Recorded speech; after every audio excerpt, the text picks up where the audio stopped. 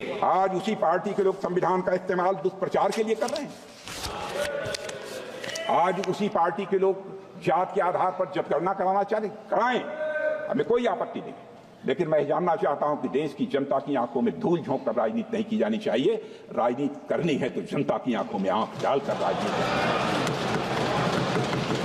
आपको एक ब्लूप्रिंट लेकर आना चाहिए, एक मसौदा लेकर आना चाहिए, ऐसा मसौदा जिसमें कि यह पूरी तरह से स्पष्ट हो, जो जातिगत जनगणना कराएंगे किस जाति को आरक्षण का कितना प्रतिशत देंगे, इसका भी खुलासा होना चाहिए। और मैं चाहूंगा कि ऐसा मसौदा तैयार होता है तो अध्यक्ष महोदय, यदि यह संसद सहमत हो, यदि आपकी अनुमति हो, तो उस पर संसद में चर्चा भी होती। संविधान में सामाजिक, आर्थिक और राजनीतिक न्याय का वादा है।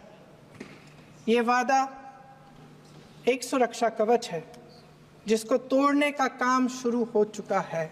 लैटरल एंट्री और निजीकरण के जरिए ये सरकार आरक्षण को कमजोर करने का काम कर रही है।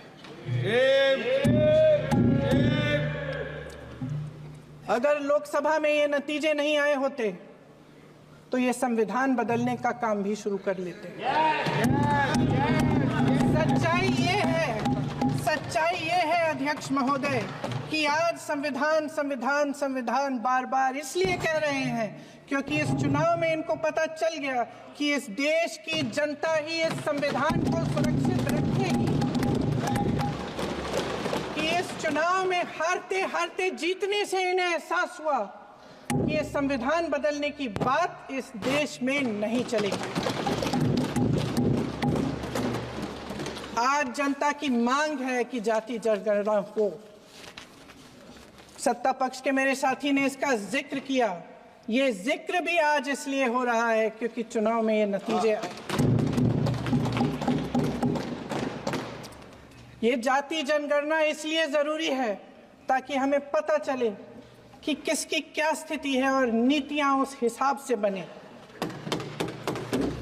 इनकी गंभीरता का प्रमाण ये है कि जब चुनाव में पूरे विपक्ष ने जोरदार आवाज उठाई कि ये जाति जनगणना होनी चाहिए, तो इनका जवाब देखिए।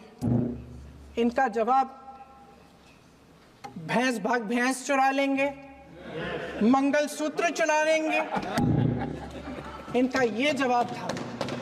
ये गंभीरता है इनकी जाति जनगणना पर। अध्यक्ष महोदय, आप आजाद भारत का इतिहास देख लीजिए। कांग्रेस ने सिर्फ संविधान संशोधन ही नहीं किया है, बल्कि मेरा आरोप है दुर्भावना के साथ साथ धीरे धीरे संविधान को बदलने का प्रयास किया। पंडित जवाहरलाल जी नेहरू जब प्रधानमंत्री थे तो लगभग 17 बार संविधान में बदलाव किया गया। श्रीमती इंदिरा गांधी जी के समय पर लगभग 28 बार संविधान में बदलाव किया गया। श्री राजीव गांधी के समय पर लगभग 10 बार संविधान में बदलाव किया गया। मनमोहन सिंह जी के समय लगभग 7 बार संविधान में बदलाव किया गया।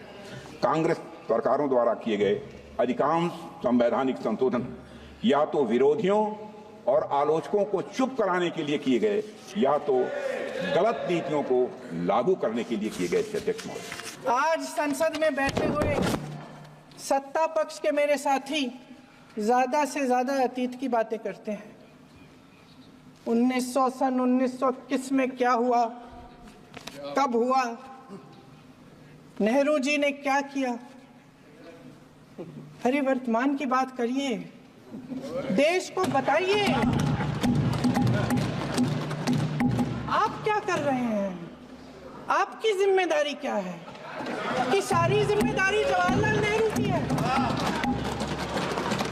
हमारे संविधान ने आर्थिक न्याय की नींव डाली, किसानों, गरीबों और को जमीन बांटी, भूमि सुधार किया, जिसका नाम लेने से कभी कभी आप झिझकते हैं और कभी कभी उनका नाम धड़ाधड़ इस्तेमाल किया जाता है अपने आप को बचाने के लिए।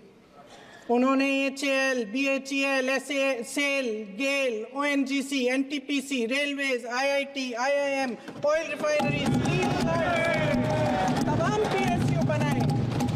PSU बनाए। अध्यक्ष महोदय, उनका नाम पुस्तकों से मिटाया जा सकता है उनका नाम भाषणों से मिटाया जा सकता है, लेकिन जो उनकी भूमिका रही इस देश की आज़ादी के लिए और इस देश के निर्माण के लिए, वो इस देश में से कभी मिटाया